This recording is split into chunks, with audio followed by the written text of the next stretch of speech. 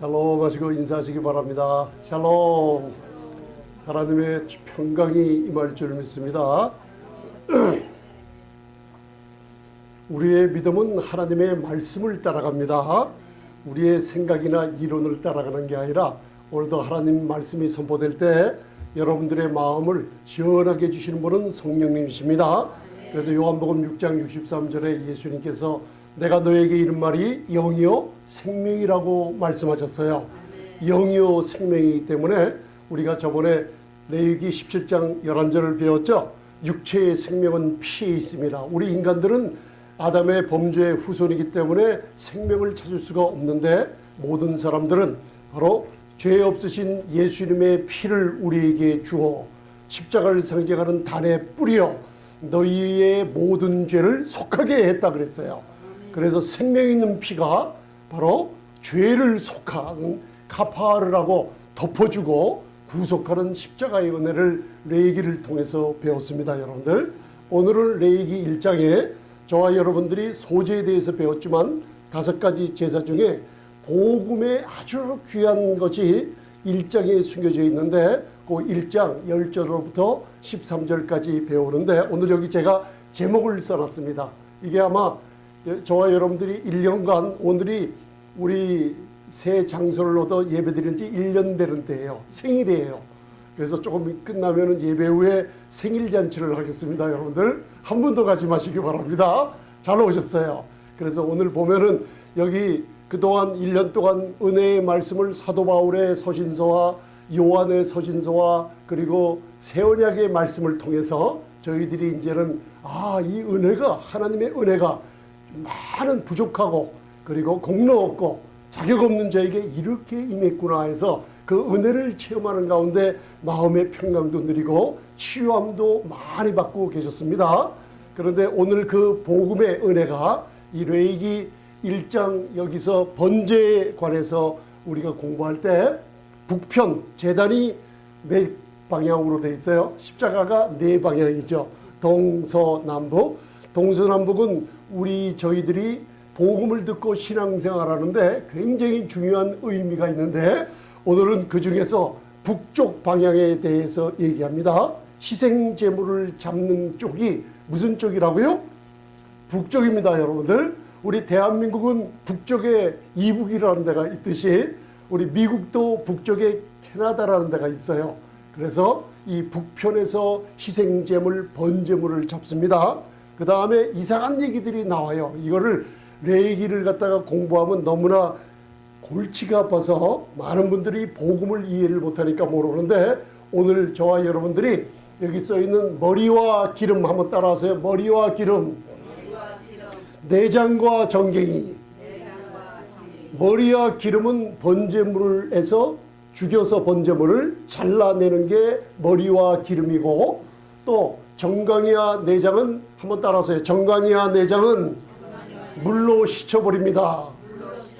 여러분들 그동안 배운 겁니다. 이게 요한복음 13장을 배웠는데 여러분들이 그냥 너무나 낯설어서 몰라요. 근데 말씀을 나눌 때 지금 이 시간에 예수님의 놀라운 내장과 정강이 생축을 상징하는 예수님의 십자가에 드려진 번제물이 내장과 정강이를 씻는다는 게 주일마다 교회 와서 말씀의 물로 우리가 씻김받고 있구나를 깨달은 여러분 레위기를 볼 때 굉장히 은혜가 됩니다. 여러분들 그래서 오늘은 북쪽 방향과 그 다음에 우리 머리와 기름을 베어버리고 내장과 정강이를 씻어버리는데 우리가 어떻게 이렇게 더럽고 추한 저희들이 그리스도의 향기가 되었는가에 대해서 오늘 공부할 때 주님의 은혜가 넘치시길 바랍니다. 그래서 오늘은 좀 이렇게 복잡한 것 같지만은 레위기 1장 1절로부터 굉장히 중요한 걸 배우는데 첫 1장 3절부터는 소에 대한 제물이 들어가요. 번제로. 근데 10절로부터는 오늘 염소나 양에 대한 번제물이 똑같이 들어가는데 그 방식은 똑같습니다. 그래서 오늘은 좀 레위기 1장 10절로부터 13절은 여러분들 좀 보이시죠? 보이는 부분만 한번 믿음으로 한번 이렇게 한번 말씀할 때 조금 이따 말씀을 나누면은 그게 이 뜻이구나 하고 성령님께서 깨달음을 주십니다. 그래서 한번 레위기 1장 10절로부터 13절 봉독하시겠습니다. 시작. 만일 그 예물이 떼의 양이나 염소의 번제이면 흠없는 숫것으로 드릴지니 단 북편에서 여호와 앞에서 잡을 것이요 아론의 제사장 자손들은 그 피를 단 사면에 뿌릴 것이며 그는 그것에 각을 뜨고 그 머리와 기름을 베어낼 것이요 제사장은 그것을 다 단 윗불에 있는 나무에 버려놓을 것이며 그 내장과 정전기를 물로 씻을 것이요 제사장은 그 전부를 가져다가 단 위에 불살라 번제를 삼을지니 이는 화제라 여호와께 향기로운 냄새니라. 할렐루야. 그래서 레위기는 중요한 게 1장서부터 7장 그리고 레위기의 주제는 16장에 함축이 되어 있습니다. 우리의 구속까지는 십자가의 놀라운 은혜가 거기 담겨져 있죠. 그래서 한번 5가지 제사에 대해서 한번 알려주세요. 한번 첫째 오늘 번제, 2장에는 소제, 3장에는 화목제가 나오고 4장에는 속건제, 속죄제, 그 다음에 5장, 6장에는 속건제가 나와요. 5가지 제사를 알면은 십자가를 바라볼 때마다 우리 주님이 하나님의 공의가 내가 하나님의 공의의 심판을 받아야 되는데 우리 주님께서 생축으로 레위기의 번제로 소제로 사복음서에 이 땅에 오셔서 그리고 화목제로 우리가 감사드리며 또 속건제와 속죄제로 들어진 이 사실 때문에 저희들이 심판받지 않고 하나님의 축복만 받는구나 하면서 죄사함의 놀라운 권능을 깨닫게 됩니다, 여러분들. 그래서 우리가 13절까지 봉독하셨는데 제일 중요한 걸 한번 짚고 넘어갑니다. 제가 레위기 1장 1절을 보면 저와 여러분들이 그냥 지나칠 수 있는 건데 우리가 말씀을 나누면서 우리가 시내산과 시온산에 대해서 말씀을 나눴어요. 시내산은 불붙는 흑음과 흑암이 있고 너희 교회가 이룬 것은 시내산이 무서운 곳이 아니라 교회가 이룬 것은 시온산이니 성삼위 하나님과 천군 천사와 의인의 영들과 모든 좋은 것들만 있다 그랬죠. 그래서 신앙생활을 하는데 두 발을 한쪽은 시내산에다 디디고 한쪽은 시온산에다 디디지 말라 그랬습니다. 여러분들 이거는 여러분들의 선택에 달려있고 어느 교회 가서 어느 복음을 듣느냐에 따라서 여러분들의 인생의 행로가 결정이 나는 거기 때문에 그래요. 그래서 우리 교회는 나는 어디에 어떤 산에 있어요? 그래서 레위기 1장은 여러분들 모르는 것 같은데 한번 봉독해 보세요. 시작. 여호와께서 회막에서 모세를 부르시고 그에게 일러 가라사대. 그래서 제가 히브리어를 써놨는데 여기 베이크라라고 하면서 알 모쉐 그래서 베이다바르 야훼 여기 뭐라 그러냐면 메오헬 이 회막에서 부르신다는 뜻이에요. 그래서 하나님이 저와 여러분들을 부르시는 장소가 이 구약에 보면 구약의 이스라엘은 광야의 교회라 그랬어요. 그래서 시내산에서 부르는 모습과 회막에서 부르는 모습이 틀려요. 시내산에서는 하나님의 무서움이 있고 인간이 정결케 되지 못한 사람이 갔다가는 다 죽음을 당하고 말아요. 그래서 시내산에는 불같은 율법이 나왔다 그래요. 성경에 보면. 그런데 오늘 하나님께서 우리 교회에게 모세에게 말씀하시는 장소는 바로 타버나클이라는 오헬이라고 그러면 회막에서 부르나요. 우리 오늘 교회도 하나님께서는 은혜의 보좌에서 여러분들을 오늘 부르셨어요. 은혜의 보좌는 예수님의 피가 뿌려지신 곳이기 때문에 하나님의 심판이란 없고 항상 긍휼과 인자하심을 베풀어 주는 것이 회막이에요. 그래서 여러분들이 이걸 잘 구분하시기 바랍니다. 어디서 나를 부르셨는가? 은혜의 보좌에서 여러분들을 부르셨다는 거 잊지 마시기 바랍니다. 그래서 그리고 예물을 바친 순서를 우리가 조금 전에 번제 소제부터 얘기 나눴습니다. 그래서 우리 성도님들이 오늘 말씀을 들으면서 마음의 평강을 누리게 되면 안식과 평안함이 찾아오게 돼 있어요. 그럴 때요 하나님께서 여러분들에게 기도의 응답을 주십니다. 성령께서 말씀이 증거될 때 역사하십니다. 그래서 여러분들 회막에서 부르십니다. 회막에는 뭐가 있다 그랬죠? 시은좌가 있다 그랬죠? 이것처럼 생겼어요. 하나님의 공의의 눈을 가지고 거룩의 수호자인 금덩어리로 만드는 두 그룹이 법궤를 쳐다보며 금덩어리 된 뚜껑 위에 쳐다보고 있죠. 그래서 이쪽에서 부르신 거예요. 1년에 1차씩 속죄일날 대제사장 아론 예수 그리스도의 2000년 십자가의 공로처럼 그 짐승의 피를 단 위에 한 번 쫙 뿌릴 때 하나님은 그 피를 보시고 하나님의 거룩을 수호하는 천사 그룹은 그 피를 보고 인간들을 모든 죄를 기억지 아니하시는 축복이 여기에 있다는 겁니다. 여러분들 그 회막 안에 있는 지성소를 잘 여러분들 마음에 두시기 바랍니다. 은혜를 베풀어주는 시은좌 카포레라는 게 있습니다. 여러분들 그래서 히브리서 12장 24절에 새 언약의 중보이신 예수와 및 아벨의 피보다 뭐하는 피라 그랬어요? 이상하죠? 예수님의 흘린 피와 아벨의 흘린 피가 있는데 새 언약의 중보이신 저와 여러분들 오늘 이 말씀이 선포될 때 이 음성을 들어야만 돼요. 지금 듣고 계세요. 아벨의 피가 말한다 그러고 여기서 또 예수님의 피가 말한다 그래요. 창세기 4장 10절을 보면 바로 가인은 하나님이 원하지 않는 제물을 드렸어요. 자기의 생각과 저주의 땅에서 나는 기름도 없고 피도 없는 것을 제물로 드렸는데 하나님은 가인과 그 제물을 연락지 않으셨어요. 이게 오늘날 교회 안에서 벌어지는 종교적인 행사를 얘기하고 있어요. 조금 이따 함께 말씀을 유다서로 나눕니다. 그런데 가인은 아까 여러분들 레위기서를 읽었죠? 아벨은 제사를 드릴 때 양의 첫 새끼와 양의 첫 새끼를 잡으면 뭐가 흘려져요? 보혈이 흘러져요. 그리고 기름을 드렸다 그랬어요. 하나님의 풍요로움이 아들 안에 있는 그 기름과 양의 첫 새끼를 드릴 때 그 아벨이 예뻐서 그런 게 아니라 우리 모두가 다 육신의 죄로 더러운 죄인들인데 하나님은 아들을 통해서 그 예수님의 피와 그분의 부요함을 받으시고 아벨을 인정을 하셨던 거예요. 그래서 요한일서 3장은 얘기하기를 오늘날의 교회에 두 자녀들이 또 있다 그랬어요. 가인 같은 자녀들이 있고 아벨 같은 자녀들이 있어요. 그 가인은 나쁜 일을 해서 아벨은 착한 일을 해서 그렇게 구분하는 게 아닙니다. 우리가 주님 앞에 오늘 나올 때 내 마음에 무엇을 갖고 하나님께 나왔나 이거를 보고 계세요. 그러면 여러분들 항상 잊지 말아야 될 것은 계시록에 제일 많이 언급되는 게 어린 양이 제일 많이 언급된다 그랬죠. 어린 양의 피로 우리를 구속하신 그분께 교회와 성도들은 영원히 영광과 찬송과 존귀와 능력을 돌려요. 그러니까 저와 여러분들도 오늘 예배에 왔어요.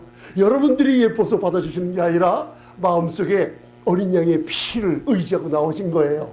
예수님의 피를 보시고 하나님은 여러분들의 죄를 눈에서 보이지가 않아요. 그래서 예배자의 예배를 받아주시는 거예요.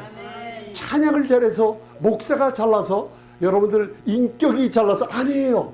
사람은 하나님께 드릴 만한 것이 없는데 하나님의 받으시는 것은 오직 번제물인 염소, 소와 양 예수 그리스도의 보혈의 능력을 보시고 구속의 능력을 의지하는 예배자들을 받으시고 고쳐주시고 응답을 주시는 거예요. 이게 복음입니다. 여러분들.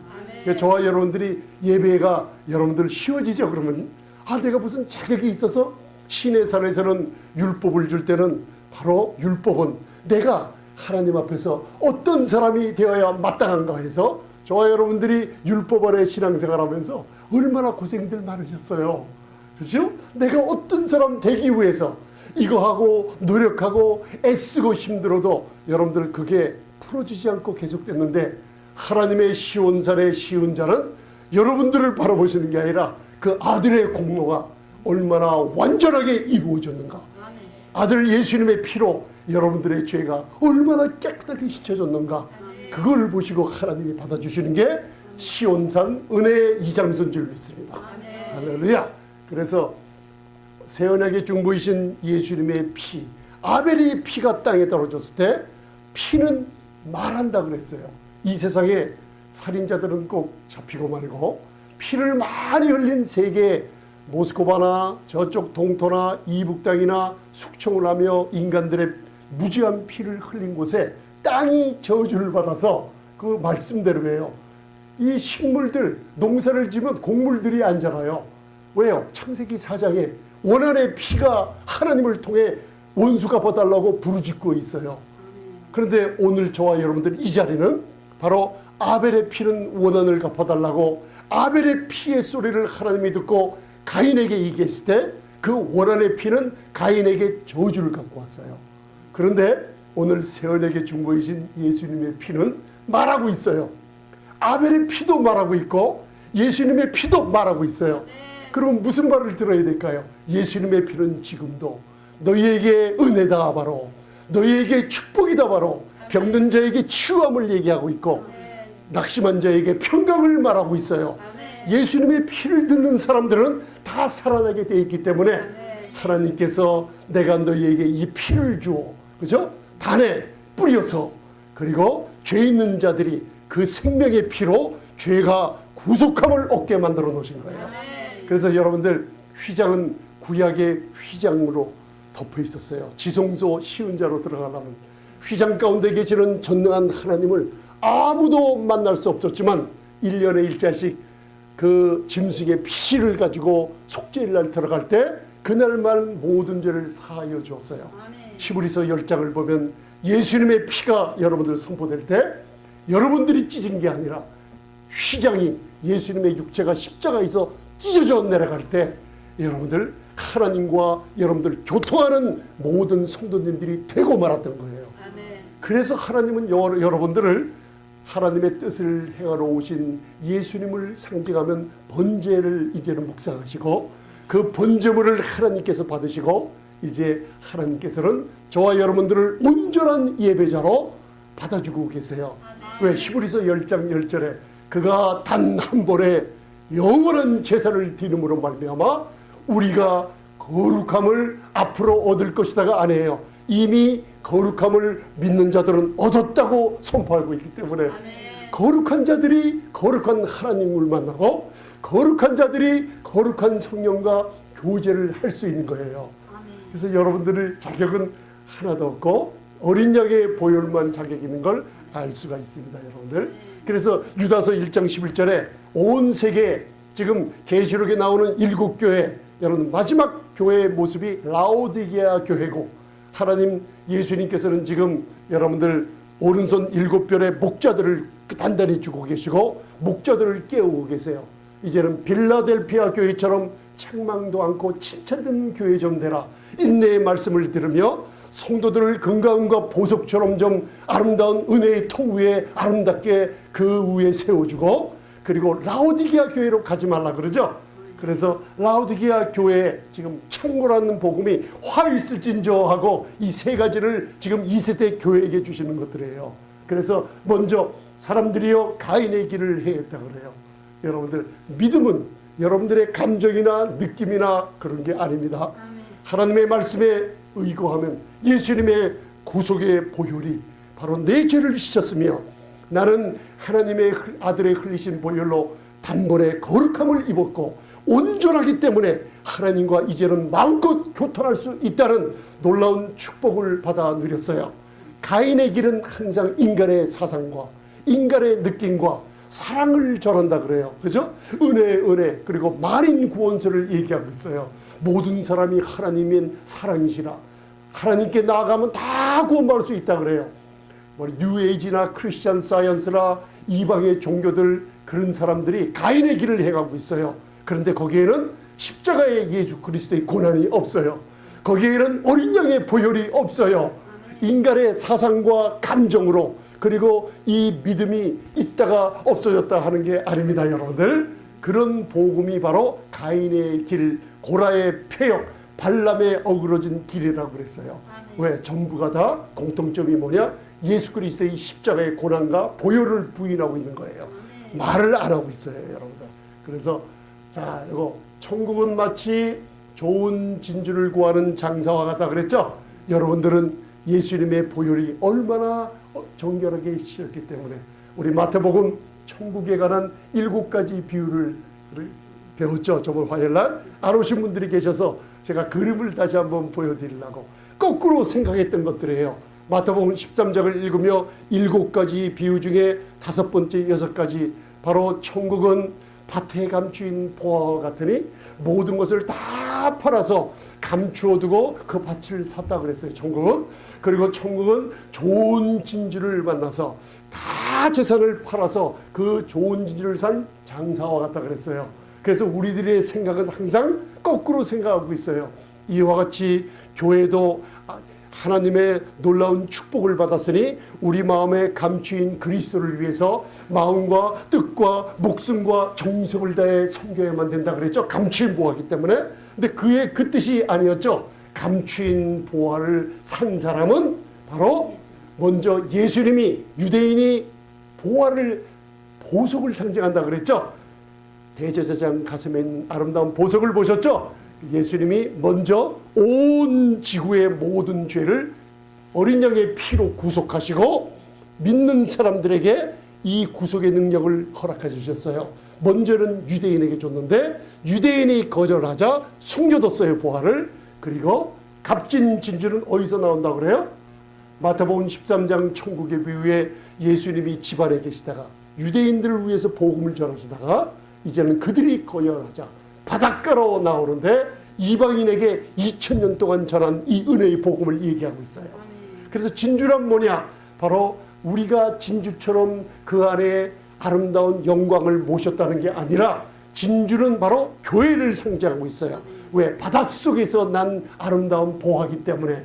그래서 여러분들 계시록 21장을 읽어보면 우리 교회가 바로 유대인도 예수를 믿고 교회 안에서 하나님의 자녀가 되고 이제 우리 모든 이방인들도 예수님을 믿고 교회 안에서 하나님의 자녀가 되는데 놀라운 모습이 예루살렘 성이 내려오는데 저와 여러분들이 아름다운 신부처럼 단장한 아름다운 모습을 보여주고 있죠. 첫째는 유대인들의 보석이 보이고 둘째는 이방인들의 진주로 된 12문을 보이는 거예요. 그래서 저와 여러분들은 아름다운 진주처럼 보고 계신다는 거 잊지 마세요. 여러분들 그 진주를 어떻게 만들어졌는지 잠깐 보세요. 진주는 자 이거 그림 보세요. 조개가 죽어야지 이 안에서 진주를 뽑아내는 거예요. 그죠? 아름답죠? 진주 목걸이 차신 분 혹시 없으신가요? 진주 반지 가지신 분 없으세요? 옛날에는 우리 한국에 제가 어렸을 때 1960년대 말 그리고 70년대 초에 중국집 가서 짬뽕 먹다가 뭐 잘못 뭐를 씹으면 대박 난다 그랬어요. 왜 그런지 아세요? 그때는 신문에 그게 자주 났어요. 이 중국집에서 먹다가 뭘 씹었는데 진주가 났는데 진주가 몇십만 원에 팔렸더라. 그런 소식들을 들었죠. 근데 요새는 제가 중국집 가서 짬뽕을 아무리 먹어봐도 진주를 다 빼버렸는지 하나도 씹히는 게 없더라고요, 여러분들. 지금은 찾으면 없어요, 그게. 근데 이 진주 보세요. 뭐가 죽어야지 진주가 나와요? 저게 오이스터란 조개가 죽어야 진주가 나와요. 그래서 이 펄이라는 건 오이스터가 죽어야만 돼요. 그죠? 이게 죽어야만 되는데 여러분들 보세요. 얼마나 아름다운가. 진주는 교회를 상징하고 있다 그랬죠?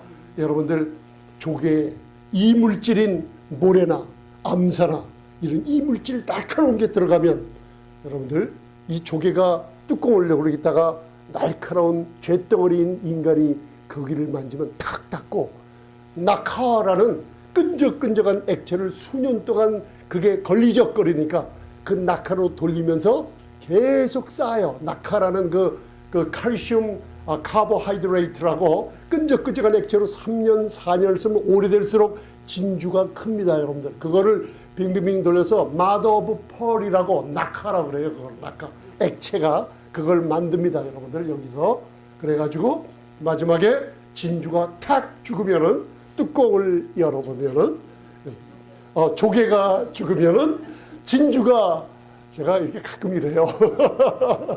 진주가 나오잖아요. 생각해 보세요.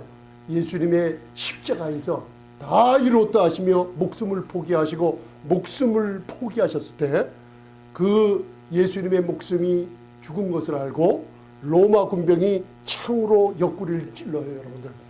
그 날카로운 군병의 창이 예수님의 심장에 박혀버려요.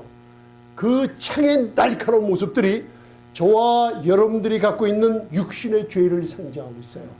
이 죄가, 날카로운 주님을 목숨을 빼앗은 죄가 여러분 조기 안에 들어가서 주님을 괴롭혀요. 주님은 십자가에서 여러분들을 죄를 담당하시며 그것을 감싸버리고 목숨을 포기하셨을 때 여러분들 우리 교회를 아름다운 진주로 만들어 보셨어요. 교회는 진주가 여러분 돌멩이가 되지 않습니다. 진주는 전혀 자갈이 되지 않습니다. 이 축복은 되돌릴 수 없는 축복이에요. 그래서 진주같이 아름다운 성도님들 제발 좀 진주같이 않다고 생각하지 마시기 바랍니다. 여러분들은 금과 은과 보석 중에 아름다운 진주처럼 영롱하게 빛납니다. 여러분 나는 하나님이 아름다운 자녀야. 아름다운 몸이야. 아름다운 영과 혼과 육을 갖고 있다고 말씀하고 고백하시면 하나님이 고백한 대로 만들어주세요. 이게 건강을 찾는 비결입니다. 여러분들 믿는 거로 말하시기 바랍니다. 그래서 번제를 바라보면 내가 하나님의 뜻을 행하러 왔나이다. 하나님의 뜻은 오직 한 분, 예수님만이 자원해서 이 땅에 내려오셨어요. 시편 기자, 시편 40편이나 시편 기자가 말하기를 우리 인간의 죄를 부르시고 하나님의 공의와 하나님의 사랑이 이게 조화가 돼야 되는데 하나님의 공의는 여러분들 타협이 없어요. 그러기 위해서 누가 가겠느냐 할 때 히브리서 10장에 그리고 시편 기자는 말하기를 내가 하나님의 뜻을 행하라. 두루마리 책에 기록된 대로 내가 이 땅에 왔나이다 하고 우리 저와 여러분들 위해서 자진해서 번제물로 완전히 하나님께 드리려고 이 땅에 오셨던 거예요. 번제물에는 속죄의 그 말이 없어요. 번제물에는 그 피를 뿌리고 그 번제의 강을 떠서 온전히 하나님께 드리는 모습만 있어요.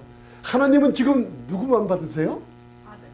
아들 예수님만 받으세요. 하나님의 이 번제의 특징이 그거예요.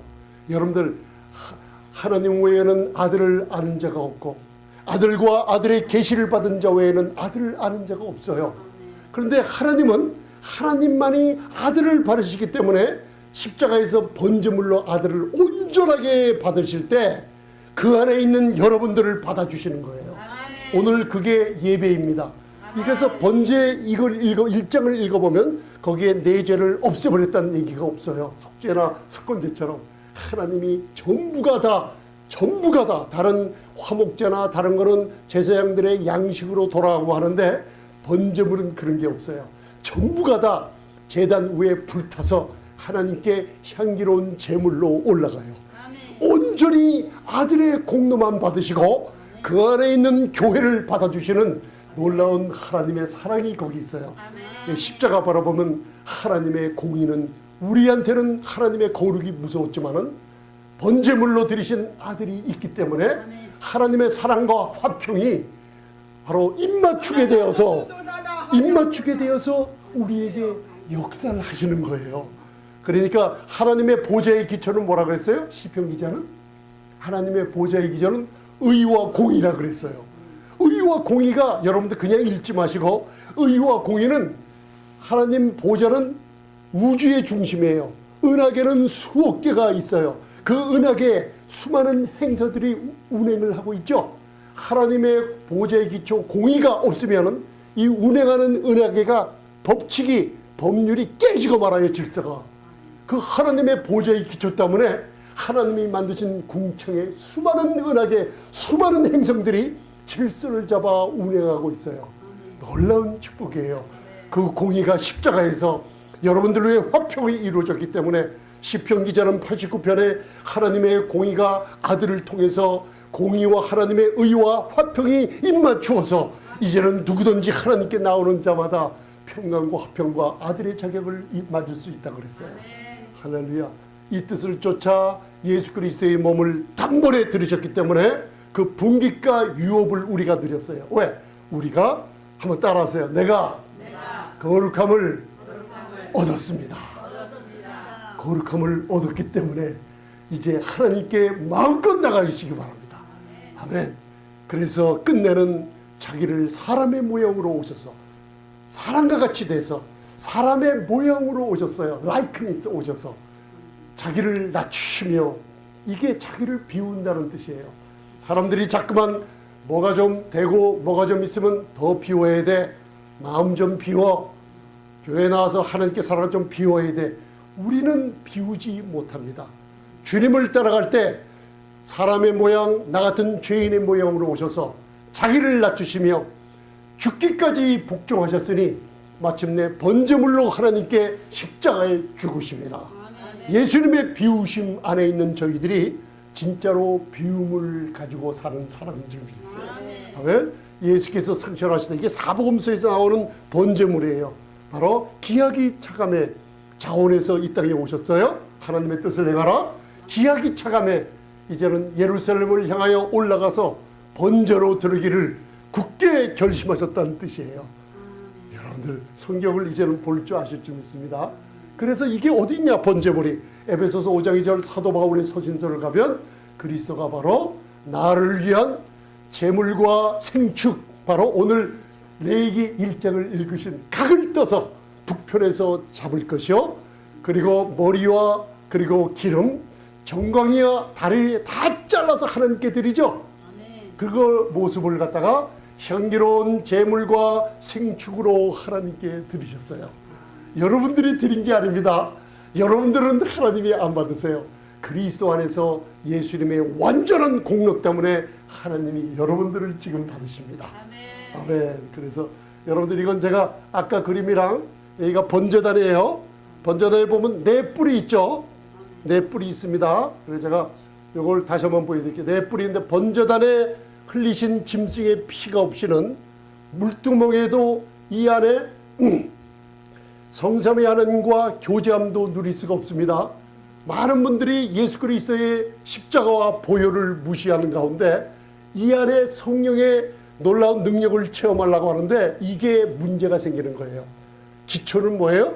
번제단에 완전히 드리신 5가지 제사를 우리 성도님들이 그걸 알고 경험하고 누리고 있을 때 나도 모르게 성소와 지성소에 들어가서 하나님과 교제하는 것은 우리가 하는 게 아니라 번제단의 온전한 복음이 우리 생활에 이루어졌을 때, 우리 교회 안에 이 복음의 말씀을 은혜로 들을 때 나도 모르게 성령의 교제가 이 성막 안에서 이루어지게 돼요.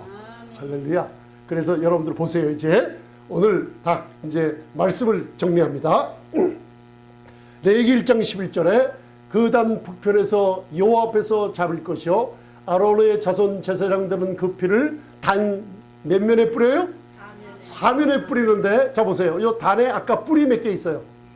4개. 그래서 이 길이, 요 성소로 들어가는 이 길이 요 앞에 장막의 문이 있고 뜰의 포장이 있죠. 그래서 북쪽이 어디냐면 이쪽 문은 동쪽이에요. 그걸 알아두세요. 동, 서, 그다음에 남, 북이에요. 이게 우리 신앙생활을 지금 말씀 듣고 있으면서 그걸 체험하게 돼요. 그래서 어디서 잡아요? 북쪽에서 짐승을 잡는 모습이 있죠. 북쪽에서 잡아요. 그럼 목사님 왜 북편에서 잡죠?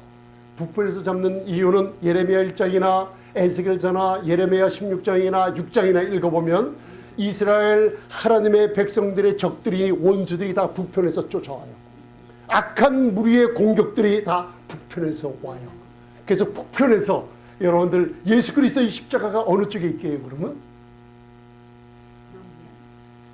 북쪽에 있어요. 예루살렘 모리아산에 올라가 보면 북편에 갈보리산이 있어요. 그래서 예수 그리스도의 십자가가 왜 북편에 있냐면 거기서 짐승을 잡아 피를 사면에 뿌리는 게 뭐예요? 모든 여러분들을 괴롭히는 원수의 모든 길을 다 스탑시켜버려요. 그러면 이게 누구에게 이게 적용이 돼요? 바로 여러분들을 말씀을 듣고 오늘 아멘으로 깨달았죠? 복음은 알고 믿는 거예요.